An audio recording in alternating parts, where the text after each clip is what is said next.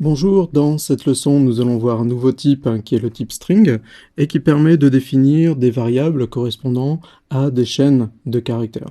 Alors déclarer une telle variable, ça se fait comme d'habitude, c'est-à-dire que je vais commencer par le nom du type, c'est-à-dire string, suivi du nom de la variable qu'on va déclarer avec un point-virgule. Si par exemple je fais cette déclaration-ci, je déclare une variable de type string qui s'appelle un nom et qui pour l'instant n'est pas initialisé. Dans cette déclaration et initialisation-ci, je déclare une deuxième variable de type string également qui s'appelle message et que je peux représenter ainsi. Alors attention, les guillemets ou les doubles cotes ici ne font pas partie de la chaîne de caractères, elles permettent juste de définir le début et la fin de la chaîne. Et donc ma variable message contient une référence vers la mémoire où est stockée ma chaîne de caractères. Bonjour tout le monde. Les caractères qui constituent donc les chaînes de caractères ont leur propre type, qui est le type char. Ça veut dire que je peux déclarer des variables de type char qui vont contenir chacune un seul caractère. Par exemple ici, je déclare une variable C1 de type char et qui va contenir le caractère M. Alors notez bien que pour délimiter le caractère, on utilise cette fois-ci ce qu'on appelle des guillemets simples ou aussi des apostrophes ou des simples cotes, alors que pour délimiter une chaîne de caractères, comme par exemple la chaîne mémoire, on utilise des guillemets ou ce qu'on appelle aussi des doubles cotes. Or, un bon moyen mnémotechnique pour retenir la différence, c'est que pour un seul caractère, on utilise des simples cotes.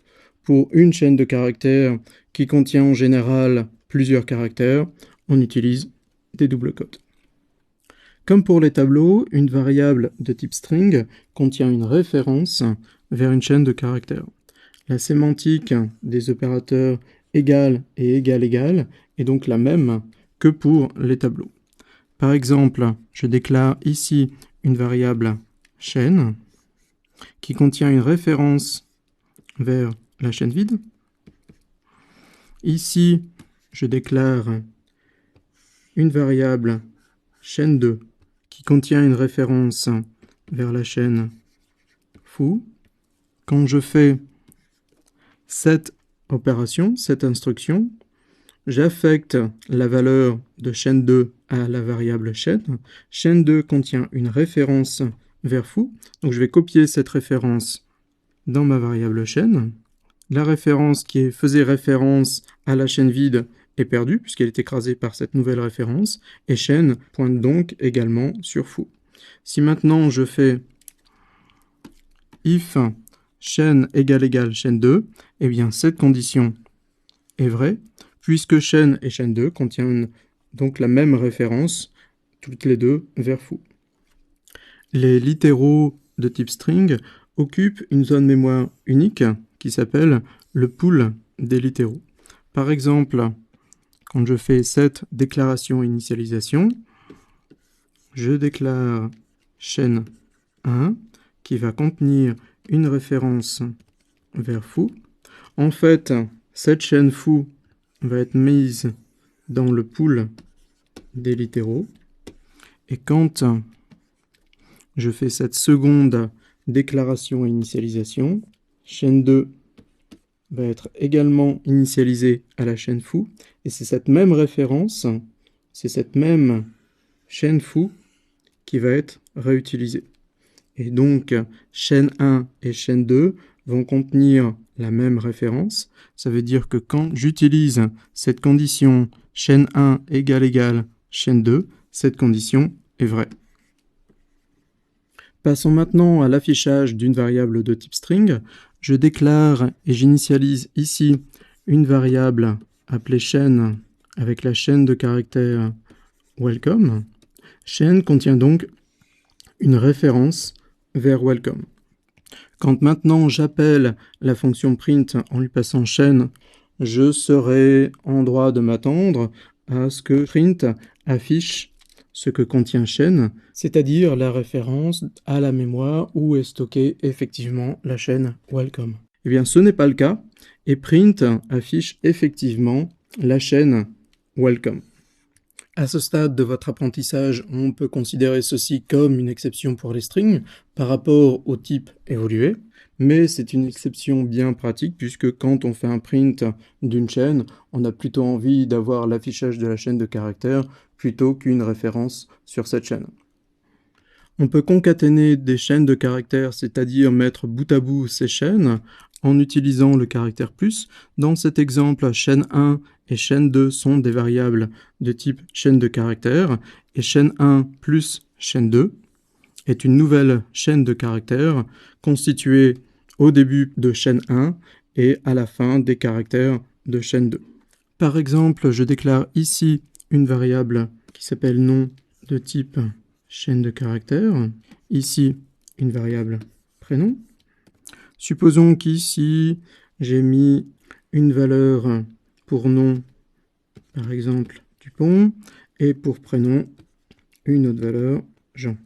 Dans cette affectation ici, je commence par faire cette première concaténation, c'est-à-dire que je mets ensemble Dupont et cette chaîne de caractères qui est constituée d'un seul espace, c'est-à-dire que j'obtiens pour l'instant une chaîne de caractères qui est Dupont suivi du caractère espace, et à cette chaîne, je vais concaténer encore une fois en lui ajoutant la valeur de prénom, c'est-à-dire Jean. Et tout ceci me constitue une nouvelle chaîne de caractères, et comme je vais affecter le résultat à ma variable nom, nom va contenir une référence vers cette chaîne de caractères. Et cette référence sera perdue. Alors, attention, la concaténation ne modifie jamais les chaînes concaténées. Elle effectue une copie de ces chaînes dans une autre zone en mémoire. C'est ce qu'on voit sur le schéma. Dupont n'a pas été modifié. Les combinaisons suivantes sont possibles pour la concaténation de deux chaînes. Je peux concaténer tout simplement deux variables de type string, mais je peux aussi commencer par une variable de type string et la faire suivre par une variable d'un des types de base, c'est-à-dire int, double, char, etc. Ou faire l'inverse, c'est-à-dire commencer par une variable d'un des types de base, int, double, char, etc. et la faire suivre par une variable de type string. Si je reprends l'exemple précédent, j'avais utilisé une chaîne de caractères pour insérer un espace entre le nom et le prénom.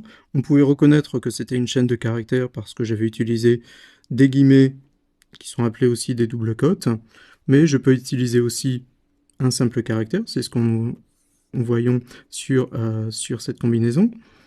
Alors je vais utiliser dans cet exemple, cette fois-ci, un caractère qui est reconnaissable au fait que j'utilise des apostrophes ou des simples cotes, et cette affectation va faire exactement la même chose que l'affectation précédente.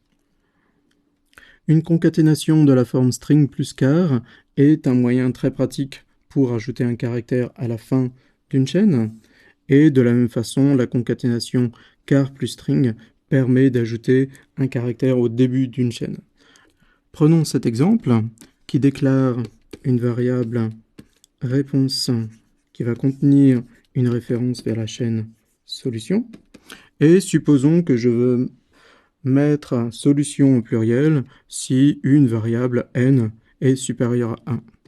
Je vais faire le test et je vais faire ici une concaténation. Réponse vaut solution.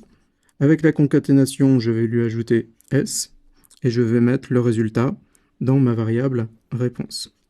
Et c'est-à-dire que maintenant, réponse va contenir une référence vers le résultat de la concaténation, et ce lien va donc être perdu. Voilà, c'est la fin de cette première vidéo sur les strings. Dans la vidéo suivante, nous nous concentrerons essentiellement sur la comparaison de chaînes de caractères.